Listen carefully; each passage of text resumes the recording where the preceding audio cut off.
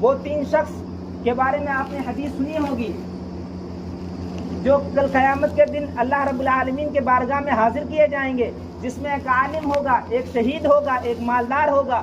تینوں کے بارے میں اللہ رب العالمین جہنم کا فیصلہ فرما دیں گے. صحابہ نے پوچھا یا اللہ کے رسول، وہ شخص جس نے اللہ کے راستے میں لڑائی کی اور اپنی جان اللہ کے راستے میں قربان کر دی، کیسے جہنم میں چلا جائے گا؟ دین کی بلندی کے لیے اس نے تلوار اٹھائی، اللہ کا کلمہ بلند ہو جائے اس لیے اس نے لڑائی کی، وہ شخص کیسے جہنم میں چلا جائے گا؟ اللہ رب العالمین اسے بلائیں گے اور اس سے پوچھیں گے بتا تو نے کیا کیا؟ ہم نے تمہیں دنیا کے اندر بھیجا، تو نے میرے لیے کیا کیا؟ وہ عرض کرے گے اے اللہ رب العالمین، ہم آپ کے